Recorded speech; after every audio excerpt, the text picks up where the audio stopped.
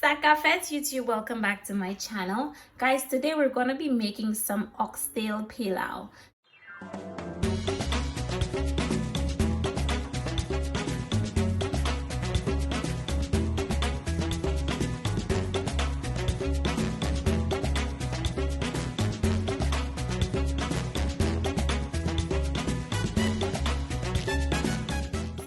Bowl over here, I have 1 kilogram of oxtails that I cleaned up to perfection.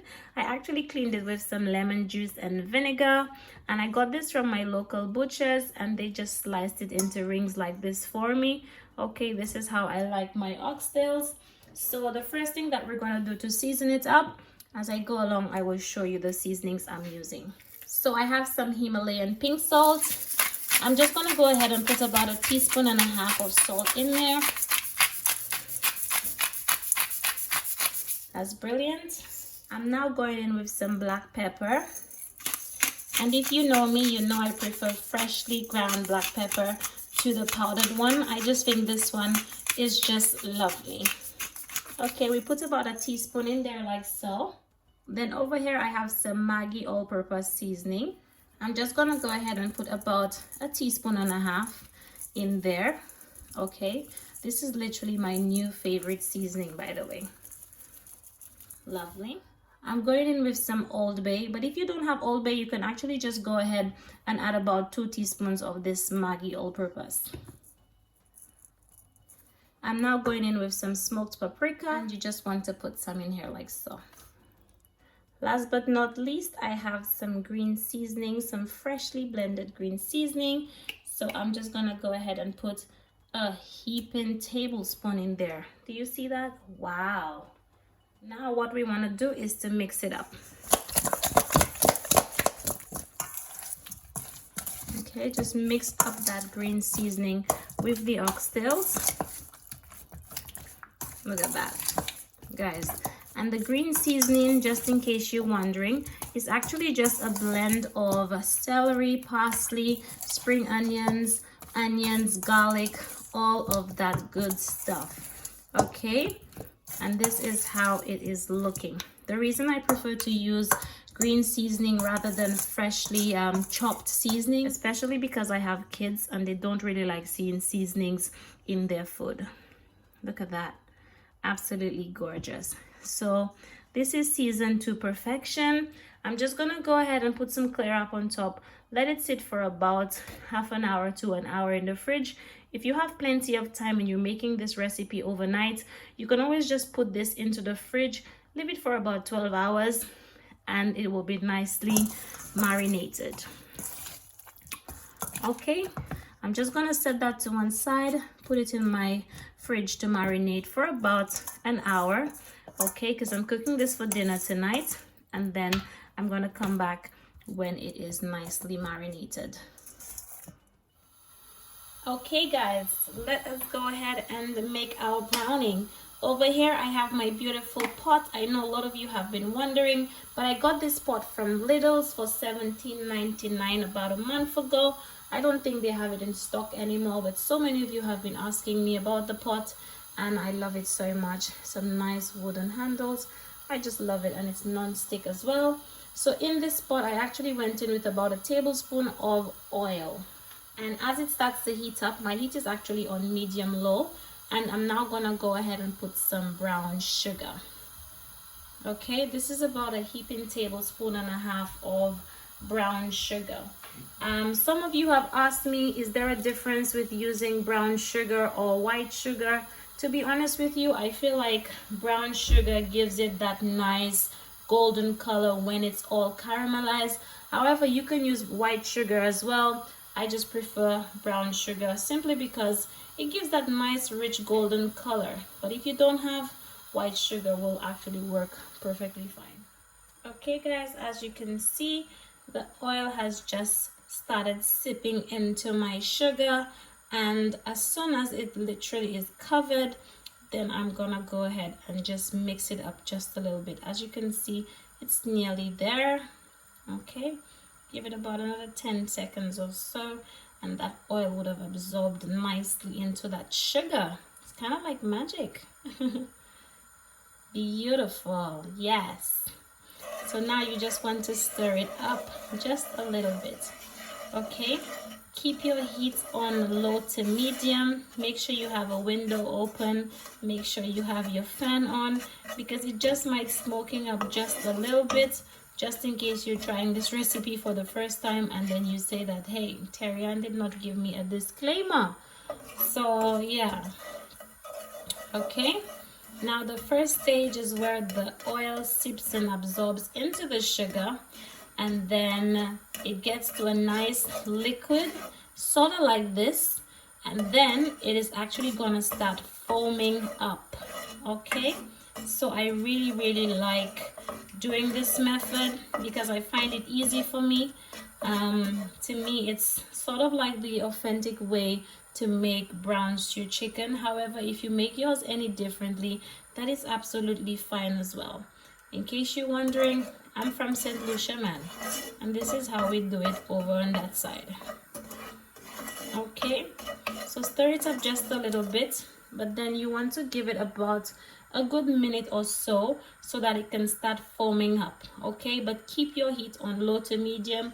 Keep your eyes peeled on this pot because you really do not want this to burn on you. Okay, so we want it to foam up nicely. Okay guys, as you can see, foaming up nicely to that side, and you just want to stir it about, because the one thing that you do not want is for it to actually start foaming up and burning on one side. Okay, as you can see, it looks nice and brown. This is sort of like the color that I like when I'm making my brown stews. Okay, this nice brown color over here. Yes.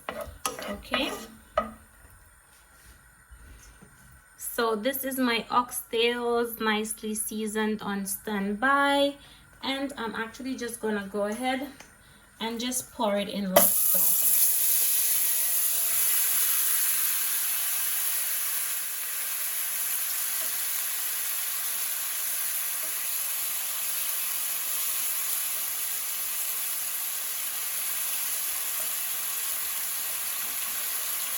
Okay, and you just want to go ahead and put the lid on for about 2 minutes. So guys, it's been about 2 minutes so far, and I'm just gonna go ahead and check on my oxtails. Yes. Okay, what you want to do is sort of like flip it over. Okay,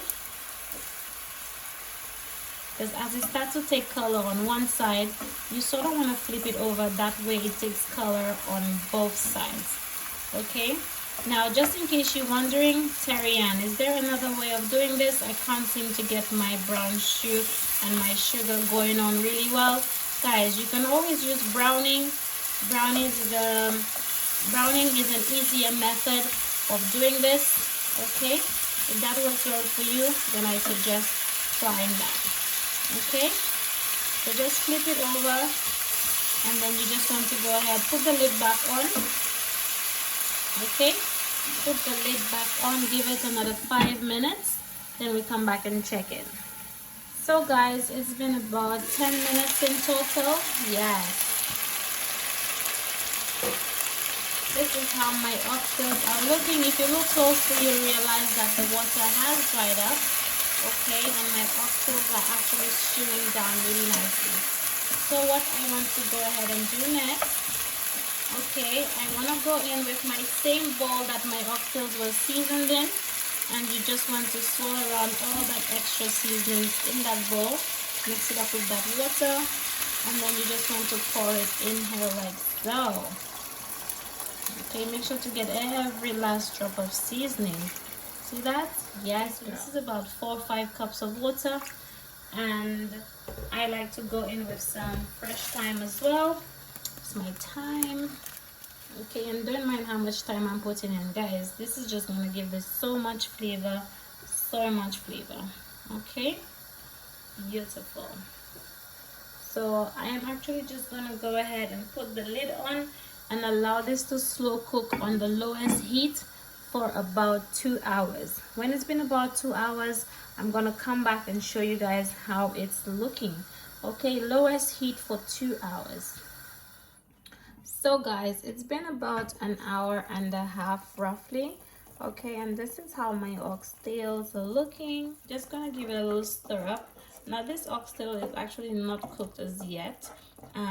What I actually want to do is to just go in with my pigeon peas, gungo peas, whatever you call it, but I prefer to put it in at this stage.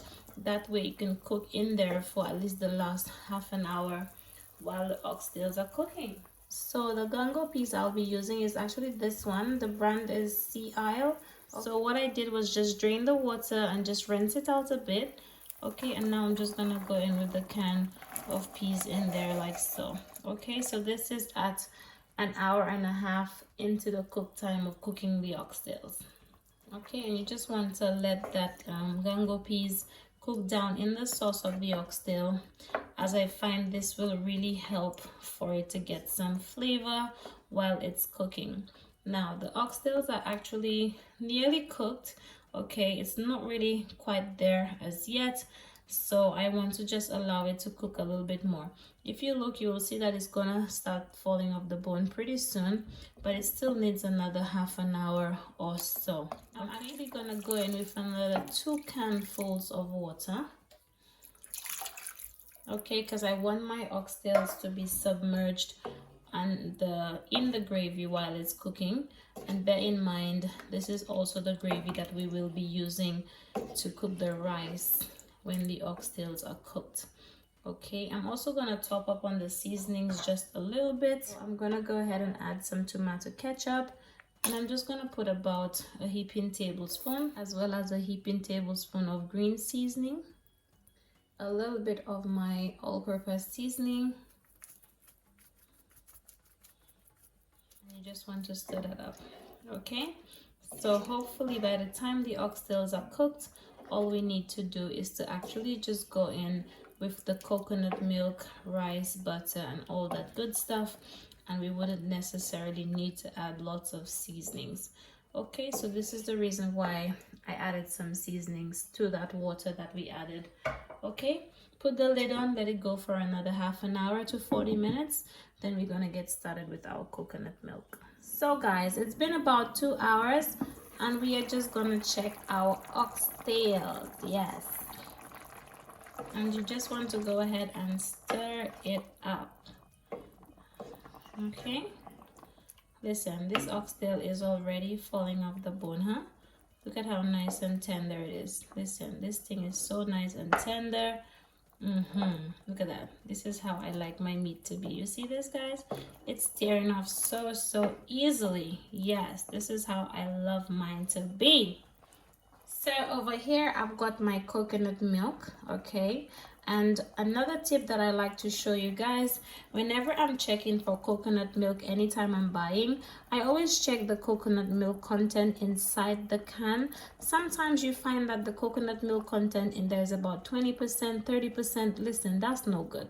As you can see, this one here, it contains 82% coconut. Okay, and this is sort of like the range I like to buy. Anything below 60, 65 I don't buy. Okay, so yes, let's go ahead and open that up. So because my kitchen is pretty cold, you find that the coconut milk settles at the top and the water at the bottom. Okay, so this is basically coconut cream on the top. All right, this is it.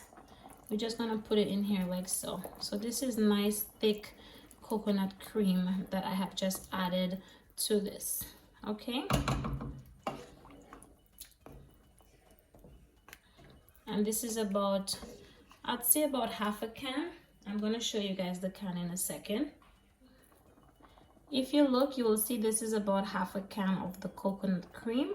Okay, because the coconut content in here is about 82%, you find you'll probably just have a little bit of water, which is just about below here. Now we're just gonna stir that up.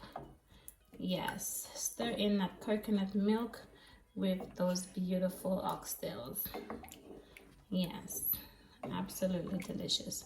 And because my gungo peas has been cooking in there for the past 30 minutes or so, I know it has lots of flavor in there, and this is what I really like. Okay, Gorgeous.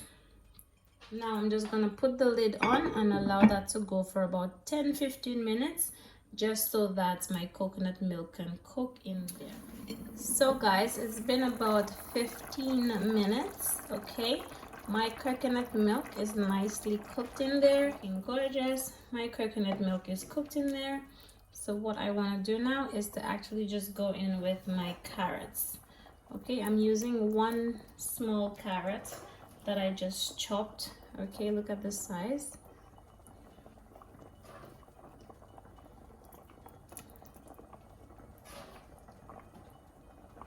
Okay, looking really, really good. Very nice. Okay, and I'm just gonna go ahead and wash my rice to be able to put it in here. Okay, and this is my rice. This is about 3.5 to 4 cups of basmati rice. Because listen, there's no such thing as a small pot of pilau, eh? Honestly. And then you just want to go ahead and mix that up. Ooh. Guys, look at that. Yes. Okay. And I actually just want to remove this thyme in here, because listen, all the leaves are off of that already, so you can always just remove the thyme in the pot. Okay, okay, beautiful.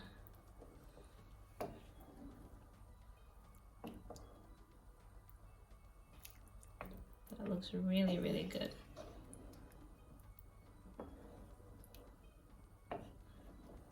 Okay, so at this point you want to check it for salt, you want to check it for flavor. I'm just gonna go ahead and put 2 bay leaves in there. The bay leaves is just gonna give this so much flavor, guys. But look at this though, oh my goodness, look at this piece of oxtail. Whee! It look nice, man, and it's nice and soft as well, so I know this is just gonna be nice and tender. It's gonna be lovely, absolutely wonderful. Okay, let me take off this piece of thyme in here. Beautiful. So keep the heat on low to medium, and as the water begins to reduce, that is when we are gonna cover it and steam it. But for now, we just want it to boil for about 5 minutes on low to medium heat. All right. Also, as my pot is boiling, look at that, you just want to stir it every now and again so that it doesn't burn. Okay, now listen guys, I'm going for a bit of a wet pilau today. All right, some nice wet oxtail pilau. Okay, and while this is boiling, I like to just go in with some fresh coriander, because I find that this gives it a nice little flavor. Now I've also run out of Scotch bonnet pepper for the past week or so. Actually don't have any at the moment, but that's fine. That is absolutely fine. So you just want to mix that up, guys. See this? This is a pot of niceness. Yes, my darlings. Okay, so just allow it to go, and I'm gonna tell you when to steam this up. Okay, it's not time yet. So guys, it's been about 5 minutes, and as you can see, the liquid is starting to dry up in this pot. Yes, now because this is basmati rice, this is going to steam down very easily. It's nearly cooked anyway, but I just want to turn the heat down on the lowest of the lowest for 5 more minutes. Let this steam down so we can cook something, boy. This is gonna taste so good. So guys, my pilau has been steaming for the past 15 minutes. Yes. Whee, look at that beautiful pot, my darling. So guys, moment of truth. Let us go ahead and, yes. You see how, oh my goodness, my darlings, are you seeing this? Yes. That looks so good. You see, and it's not dry at all, you know. This pilau is looking really, really nice. Look at that. Yes, my darlings. So beautiful. Okay, all the moisture is underneath. This is how I wanted this oxtail pilau to turn out. Yes, my darlings, mix it up real nice. Yes. Guys, look at this oxtail here. Can you see this? Oxtail is falling off the bone, you know. This oxtail is nice and tender. Man, this looks really good. Really good. I hope you enjoy this recipe. If you do, don't forget to give me a big thumbs up. Don't forget to subscribe to my channel. It was a pleasure having you here, and I'll see you again in my next one. Thank you so much for watching. Bye bye.